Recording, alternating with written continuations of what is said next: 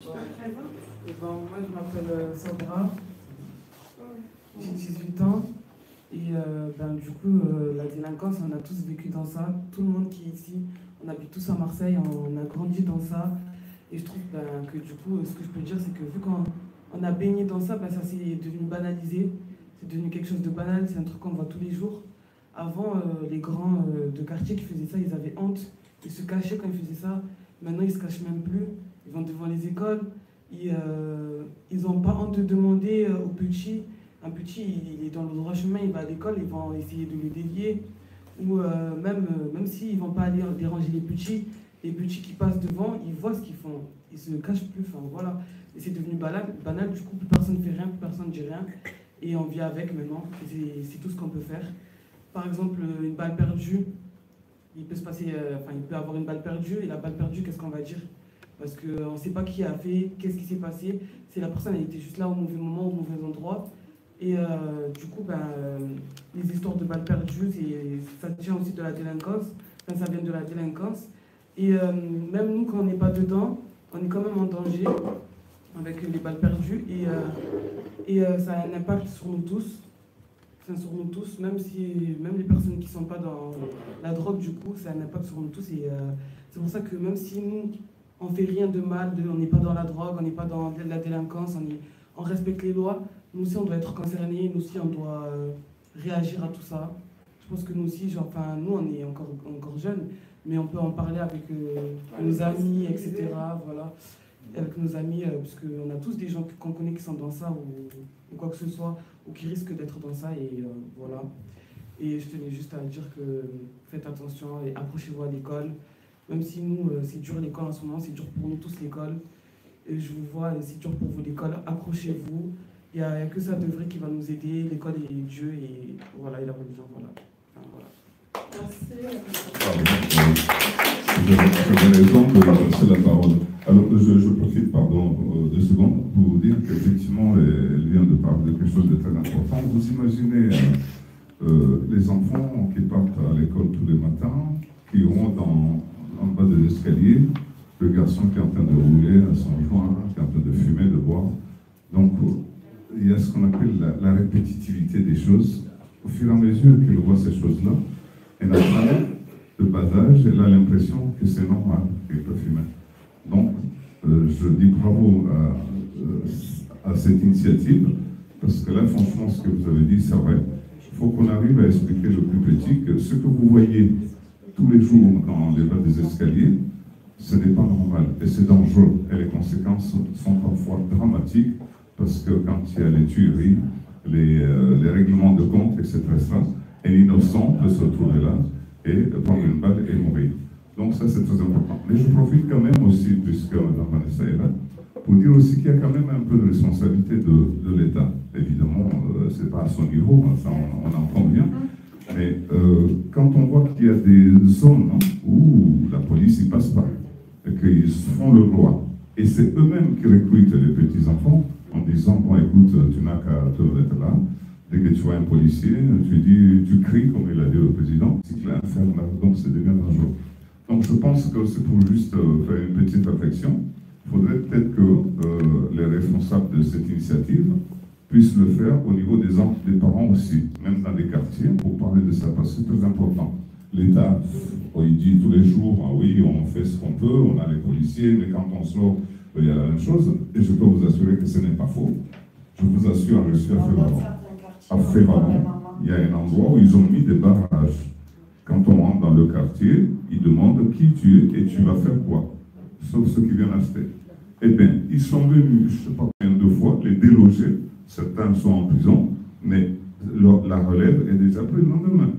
Donc, je pense que le rôle des parents dans la proximité est beaucoup plus important que d'attendre les autorités qui sont démunies.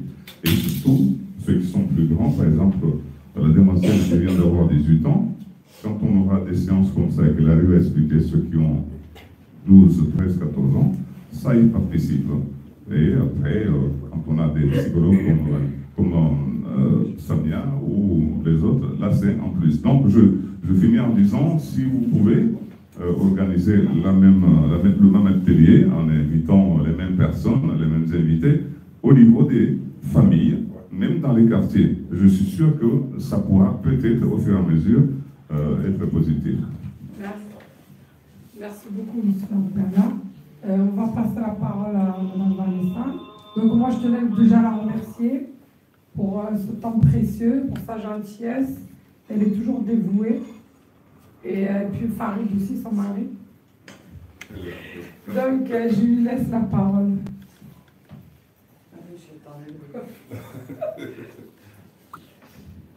Oui, donc je réagis à ce qu'elle dit. C'est quoi ton prénom? Abdallah. Soibra. À ce qu'elle dit Soibra, c'est vrai qu'en effet, des fois, sans que vous soyez impliqué, vous pouvez être emmené à être victime de certains actes. Donc c'est la raison pour laquelle il faut que vous fassiez attention, même aux personnes que vous fréquentez, parce que des fois,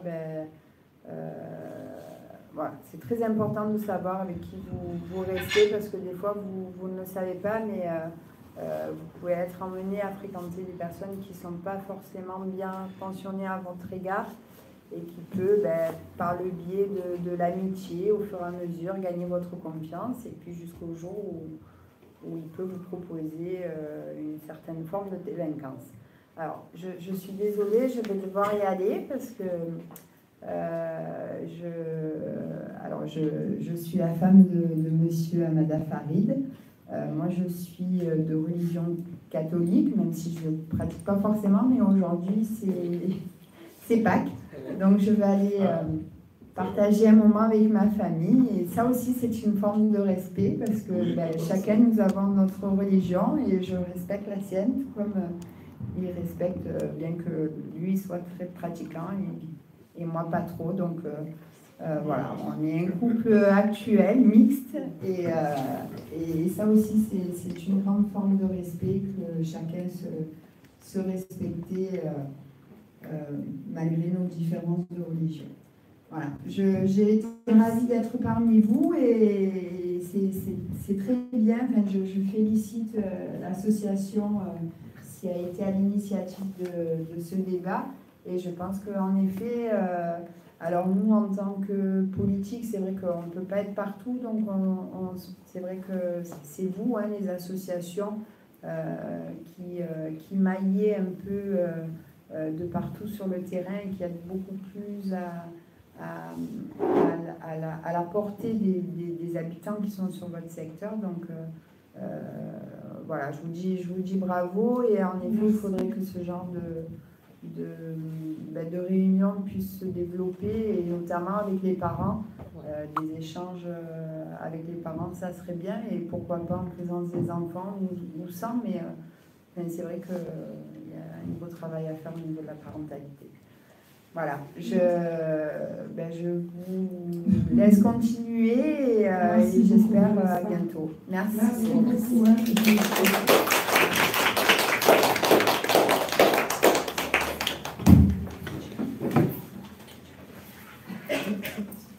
Moi, j'ai déjà entendu un truc de délinquance quand mon ami il était petit, et quand il fallait qu'on le récupère à l'école, il ne savait pas c'était qui. Il y a une personne qui est venue chercher, mais c'était pas son père, mais il a prétendu être son père, et il l'a pris. Et après, une de mes amies, la mère d'une de mes amies, il l'a suivi, et il l'a vu, il était en train de le frapper, le maltraiter, jusqu'à qu'il l'ont dénoncé à la police, et après il s'est fait arrêter.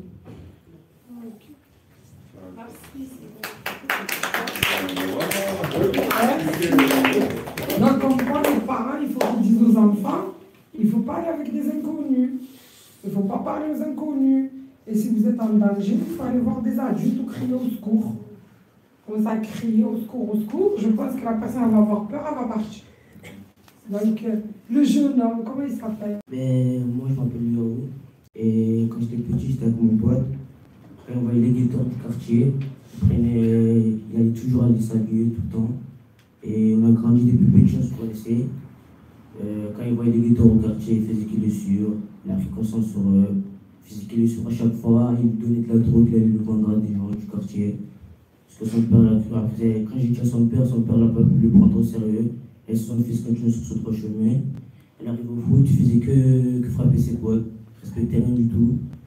Et personne n'a pu s'arrêter, personne n'a pu lui secourir. Vu qu'il faisait le mec, on a grandi dans le même âge. On se considérait comme des frères avant, mais maintenant je ne calcule même plus vu qu'il se met dans la délinquance. Et pour ça, on va le calmer, c'est tout comme ça, je me répéterai. Voilà.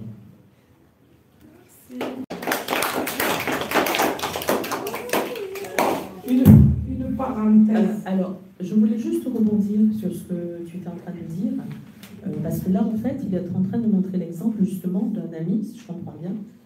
Il était agressif, pourquoi? Parce qu'il consommait. Si je comprends bien, c'était ça. Voilà. Donc, je voudrais rebondir sur ça, parce que parfois, vous vous retrouvez entouré par des amis que vous connaissez depuis enfant, et au flux du temps, ils sont en train de changer. On ne s'en rend pas compte, on ne sait pas le pourquoi du comment. Mais parfois, ils sont en train de changer parce qu'ils sont justement sur l'influence de stupéfiants, sous l'influence de mauvaises choses. Alors, parfois, on peut aussi changer parce qu'on est dans un mal-être, pas forcément parce qu'on se drogue ou on est dans la délinquance, hein, mais parfois aussi parce qu'on vit ou on subit des choses qui ne sont pas très positives dans, on va dire, dans le foyer. Moi, ce que j'aimerais savoir, en fait, si certains pourraient répondre à ça, c'est quel est votre rapport face, justement, à vos amis que vous sentez qui sont en proie dans quelque chose de compliqué. Est-ce que c'est quelque chose où ça vous arrive de vous dire on va en parler aux parents? Est-ce que vous essayez, vous, de faire de la morale, en fait, à ces amis-là? Parce que je pense que vous avez tous et toutes vécu à un moment donné face à un ami ou une amie qui se retrouvait dans le mauvais chemin, de part et d'autre. Donc je pense que ça, il faut peut-être en fait en parler. Je veux dire pourquoi? Parce qu'on peut justement ensemble, à travers des ateliers comme ceux-là, essayer de voir justement comment faire pour aider ces personnes. Le but de ces ateliers, si vous voulez, aujourd'hui, c'est pas de simplement venir là, discuter et de parler, c'est pour trouver des solutions. Parce que la délinquance, aujourd'hui, tout le monde sait qu'elle existe. Comme on disait tout à l'heure, je pense que vous qui êtes là, en fait, aujourd'hui, le fait d'avoir fait le choix d'être là, je pense que vous n'êtes pas justement dans cette voie-là. Mais moi, j'ai vu des personnes aussi avancer, aller jusqu'au bac, jusqu'au BTS, et finalement qui ont replongé pour des problèmes en fait autres. Donc ça peut arriver à tout le monde. Ce qu'il faut savoir, c'est que c'est pas marqué sur le front de quelqu'un, d'un enfant, que tiens, celui-là c'est un délinquant. Non, c'est des choses qui peuvent arriver pour une raison ou pour une autre. Donc le but aujourd'hui, c'est qu'on arrive à entrer dans une prévention pour que demain, lorsque vous allez vous retrouver, par exemple, dans le problème scolaire, de vous dire j'en ai marre, j'ai pas envie d'aller à l'école parce que c'est trop dur. Parce que bon, je l'entends des fois, l'école c'est trop dur, on en a marre, j'ai envie de travailler. Mais le souci, ce qu'on réalise, c'est que l'école c'est trop dur, le travail après c'est trop dur, les parents c'est trop dur. En fait, tout est compliqué. Et donc ce sont des personnes qui, à un moment, se retrouvent en proie justement, on va dire, à des choses pas très positives. Parce que dès lors où tout devient très difficile, en fait, on ne sait plus où se positionner. Donc il faut arriver à un moment donné, déjà, comme je vous disais tout à l'heure, que vous arrivez à vous positionner, vous, en tant qu'individu. Arrivez à vous dire, finalement, moi, je suis qui? Ou moi, j'ai envie d'être quoi? Ou finalement, comment je me positionne dans mon foyer? Il faut savoir que parfois, vous pouvez avoir des parents, vous allez leur dire, il y a des problèmes dans le quartier, il y a des problèmes d'immeubles, qu'ils ne vont pas en faire attention. C'est pas parce qu'ils ne vous aiment pas, parce qu'ils vous aiment, vos parents, mais parce qu'ils se sentent impuissants. Ils ne savent pas eux-mêmes comment faire. Parfois, on peut être aussi dans un foyer où les parents eux-mêmes ont tellement de problèmes qu'ils n'ont pas le temps de voir si la paire de chaussures que vous avez mis le matin elle était rouge et le soir elle était bleue. C'est pas faute justement de ne pas vouloir, c'est parfois c'est les problèmes. Donc vous pouvez aussi jouer les deux rôles. Parfois les parents, bien sûr qu'ils sont là pour vous éduquer, pour vous protéger, mais vous avez aussi votre rôle aussi de parents, à un moment en vous disant, mes parents aussi d'enfants, mes parents aussi traversent une période difficile, comment on peut faire justement pour les aider? Et ça, c'est à travers justement des échanges comme ça, où on peut essayer justement de trouver des solutions. Parce qu'on le voit, c'est malheureux, mais malheureusement souvent, ce sont là les grands délinquants qui se font tuer. Aujourd'hui, il y a ceux qui ont de la chance, qui ne passent pas du tout à la trappe, il y a ceux qui ont un peu de chance, qui sont en prison, et puis il y a les autres qui sont sous terre. Donc, et ça, il faut se dire que malheureusement, il y a autant de filles aujourd'hui au Bourrette que de garçons. Sachez-le qu'il y a un moment, on avait tendance à parler justement que les garçons étaient beaucoup sujets à la violence, au côté voyou. Malheureusement, aujourd'hui, il y a aussi des filles.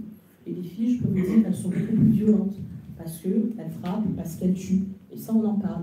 Donc moi, ce que je veux, c'est ça, c'est qu'on essaye de voir comment on peut prévenir, comment on peut faire une prévention. Alors, je ne vous demande pas de jouer, on va dire, les caïds et d'arriver dans le quartier en disant là, il y a un site où il y a des gens, justement, qui font finalement, qui ont des stupéfiants, on va appeler la police ou on va jouer les justiciers. Non, mais il faut à un moment donné que vous arrivez à vous dire comment, justement, on peut travailler comme ça.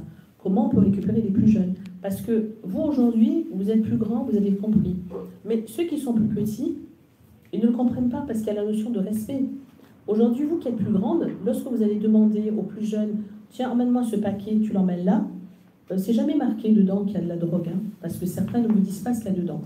Vous allez rentrer parfois dans des magasins, ça peut être la copine, la très bonne copine, et la copine, elle vous a mis des choses dans la poche qu'elle a volées. Et vous vous retrouvez, en fait, après avec un casier. Donc, ça aussi, c'est une forme de délinquance. Il n'y a pas que la drogue. Malheureusement, parfois, ta meilleure amie, celle auquel tu fais confiance, celle avec laquelle tu as grandi, ben, elle va pouvoir te jouer, elle te joue des mauvais tours. Donc ça, ce sont des choses où il faut justement le dire. Voilà. Donc, il faut qu'on essaye, je dirais, ensemble, de trouver des solutions. Comment faire dans les quartiers. Dans vos quartiers, parce que j'ai posé un peu la question tout à l'heure, vous êtes de quel quartier, par exemple? Du quartier de la Polynésie. D'accord. Et comment ça se passe au niveau du quartier? Ça se passe, des fois ça se passe mal, mais des fois ça peut être bien. Qu'est-ce que tu appelles se passer mal? Genre, par exemple, je crois il y a 2-3 ans, ben, ça avait tiré dans un café et tout ça.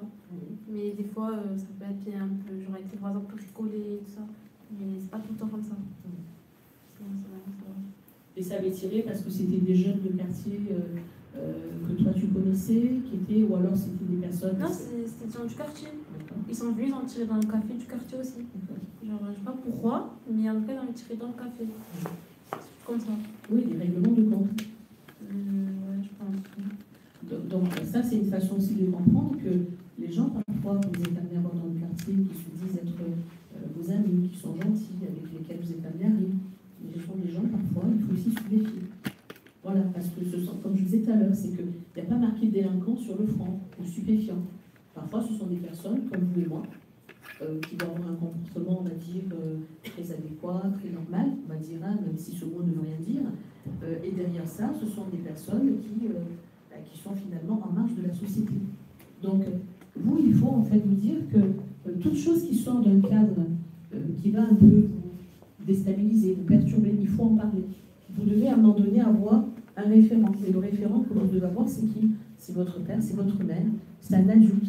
À un moment donné où il faut en parler, ne pas se laisser là-dedans. Sinon, ça peut à un moment donné créer des problèmes dans votre propre vie.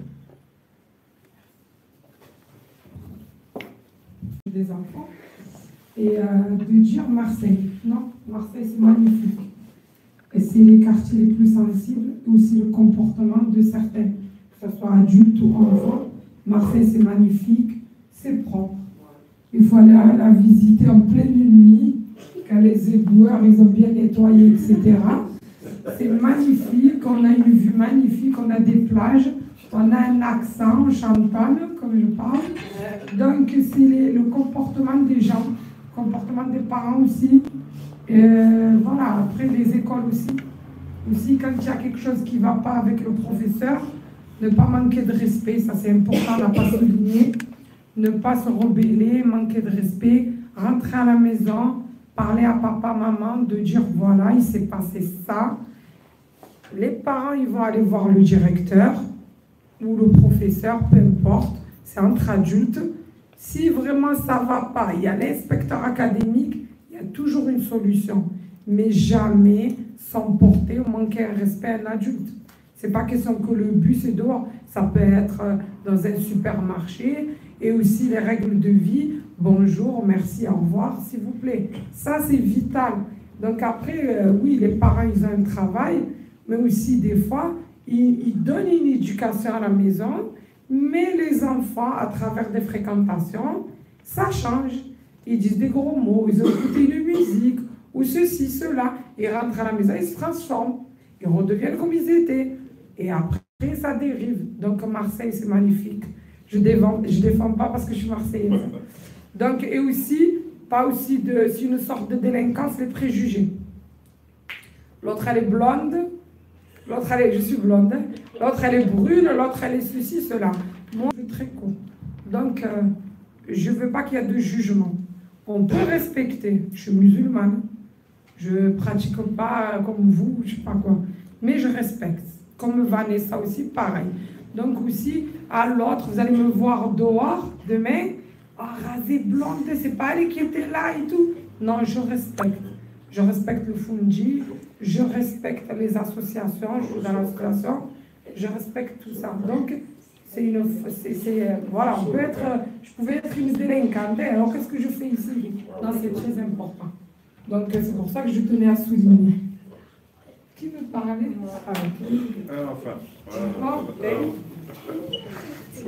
Merci. Tu te présentes? Moi, c'est Arifia, j'ai 16 ans. C'était juste pour parler par rapport aux délinquants. Pas tous, en fait, j'ai envie de dire que tous les délinquants ne sont pas méchants. Parce que j'ai des amis à moi, personnellement, je les connais, ils sont dans la drogue, on va dire. Je leur demande pourquoi tu es dans ça et tout. Ils me disent, ouais, mais parce qu'en fait, je ne vais pas demander des soins à ma mère. Je vois qu'elle a des problèmes et tout, je préfère me démerder tout seul. Souvent, leurs parents, ils le savent, qu'ils sont dans ça. Ils leur parlent et tout, mais pour eux, c'est une honte de demander des soins à leurs parents. Du coup, ils préfèrent se démerder seuls. Et c'est pour ça que je pense qu'en essayant de, si on veut essayer de leur parler, il faut d'abord les écouter. Parce que c'est des personnes, ils ont besoin de se confier. Et souvent, on les juge trop sans les connaître. Je ne sais pas comment expliquer, mais il faut les prendre avec vous, lui parler, les connaître bien correctement. Parce que des fois, on les juge trop rapidement sans connaître leur passé ni leur vie. Ouais, c'est ça, je crois.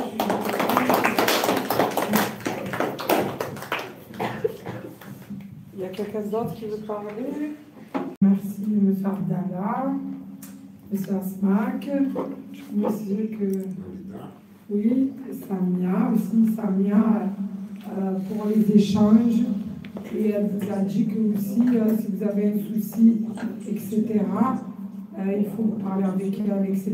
Il faut parler avec les parents, avec les adultes. Et aussi, même vos amis, s'ils sont dans des situations un peu bizarres, leur donner des conseils sans pour autant les forcer ou les obliger à des choses. Donc là, je passe la parole à Samia. Je pense que là, c'est pour conclure. Pour conclure et passer... Je ne sais pas si...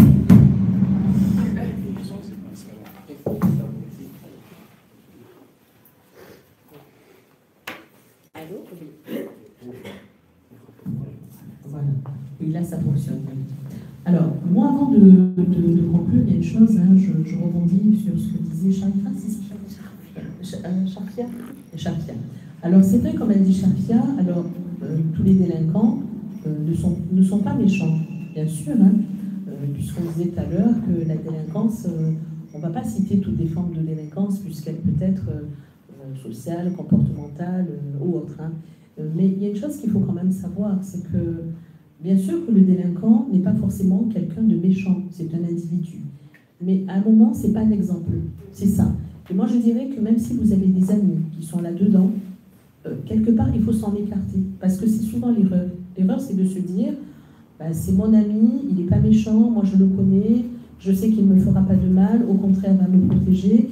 Mais à un moment donné ou à un autre, c'est des personnes qui, quelque part, si elles ne sont pas aidées, elles peuvent très bien aller loin. C'est-à-dire que dès lors où une personne se retrouve à 15 ans, 16 ans, qui va se dire j'ai besoin justement d'argent, donc quelque part je suis obligée de faire ça, au lieu d'aller à l'école, ou alors je n'ai pas envie de demander en fait à mes parents, là il y a un problème déjà, il y a un problème familial, et donc ça va aller très loin, parce que moi j'ai envie de dire que cette personne-là alors, elle est en peine, parce que ce sont les parents qui doivent justement apporter protection et assurance en fait aux enfants et aider les enfants.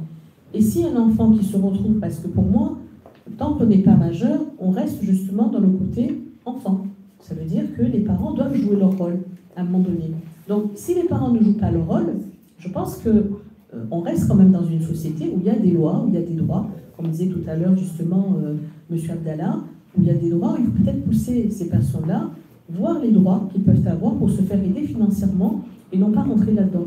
Parce qu'il y a une chose qu'il faut savoir, c'est qu'au départ, ça peut paraître comme un jeu, comme une facilité. Moi, j'ai travaillé avec des délinquants. qui avaient des bracelets, donc qui venaient me voir, où je les aidais.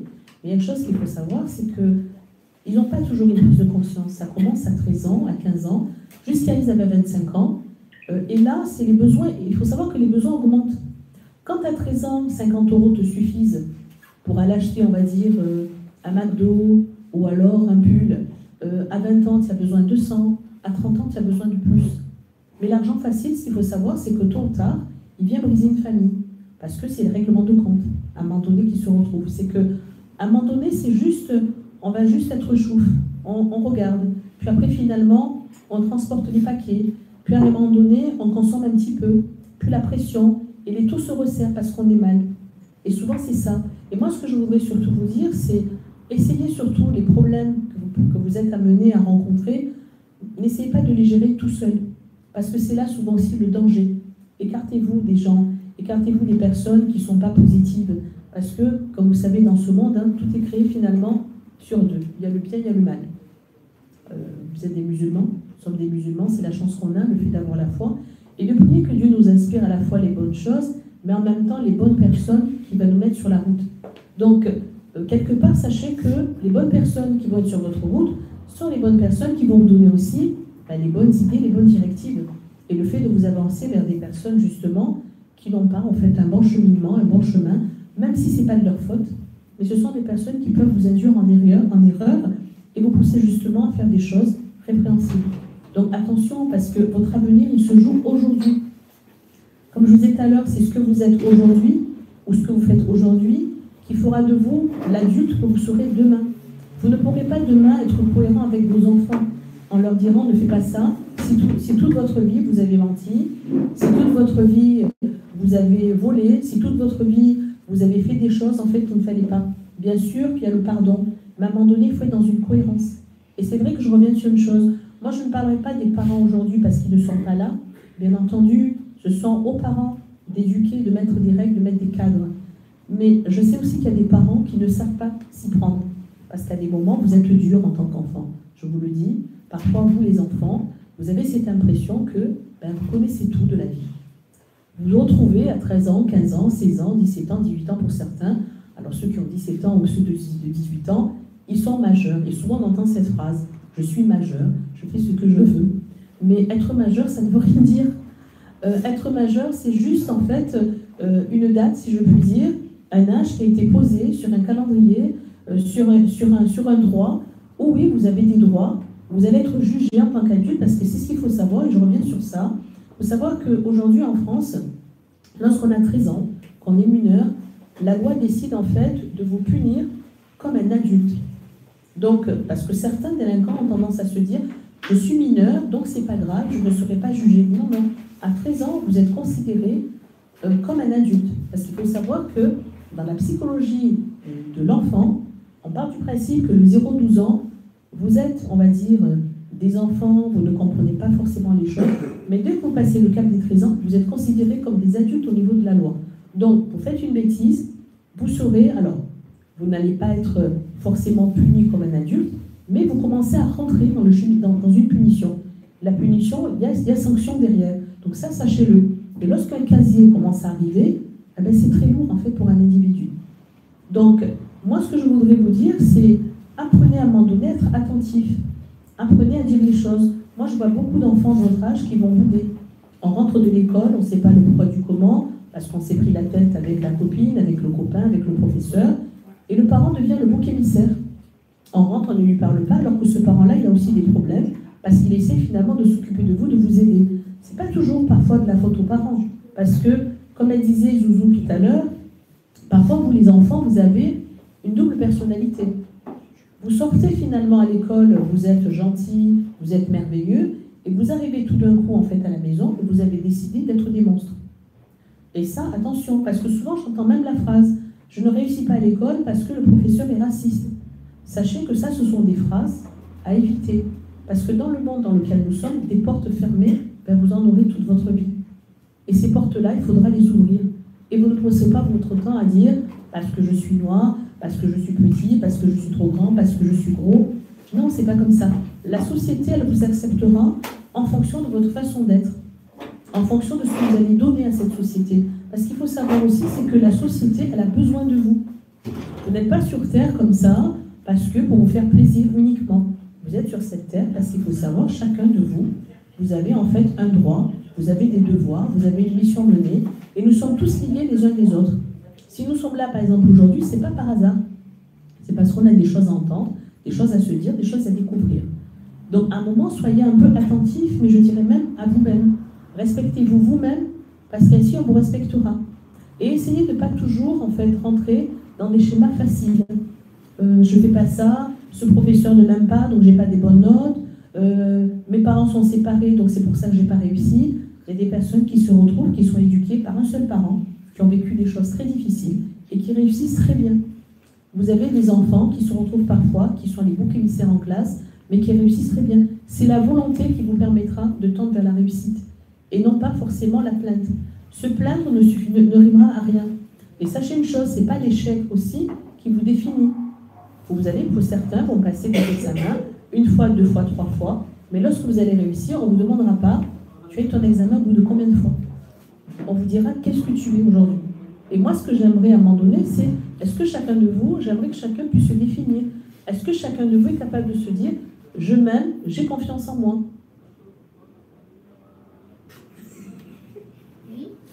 Oui. Tu t'aimes, tu as confiance en toi? Alors c'est très bien. Et toi, est-ce que tu as confiance en toi? Est-ce qu'aujourd'hui, les objectifs que tu t'es donnés en te disant, demain, je fais le choix de tel métier, et je vais me donner les moyens de mes ambitions pour y arriver, et j'en suis capable? Oui. Et toi, William? Oui. Aussi? Ah, Michael. Michael, tu as confiance en toi? Tu sais ce que tu as envie de faire plus tard? Oui. Tu veux faire quoi? Soit basketteur, soit... Oui, c'est la grandeur, il n'y a pas de raison. Oui, donc oui, tu vas réussir. Sobra, est-ce que tu sais ce que tu as envie de faire? Oui. Tu t'aimes et tu as confiance en toi? Est-ce que tu es capable de te lever le matin en te disant, je sais que je suis la meilleure et j'y arriverai, il n'y a pas de raison? Moi, j'aimerais un oui. C'est un oui et non. Oui. Et toi, alors, moi, j'aimerais qu'on fasse un tour de table et que chacun, finalement, même si vous ne parlez pas, mais que chacun, finalement, ou chacune se présente. Merci à tout le monde. Donc, la prochaine, Madame la Présidente, elle va vous donner la date, le sujet, et puis après, on aura des élèves un peu moins timides, non? Et vous allez préparer les questions, peut-être le sujet que vous voulez qu'on aborde. Et puis c'est bien, voilà. Après, quand vous rentrez à la maison, vous expliquez à vos parents tout ce qui s'est passé. Comme ça, pour les sensibiliser, c'est très, très, très, très important. Bon, moi, je suis fière de ma soeur parce que je tenais à le souligner. Hein. Aussi, je dois dire ça. Donc, c'est très important. Il faut réaliser ses rêves. Moi, je le dis toujours. Il faut réaliser ses rêves. C'est très, très, très important. Peu importe. L'école, passer des concours, faire des formations, il faut réaliser ses rêves. Que ça marche ou ça ne marche pas, vous aurez essayé. Moi, je vous remercie. Je vous souhaite un bon dimanche.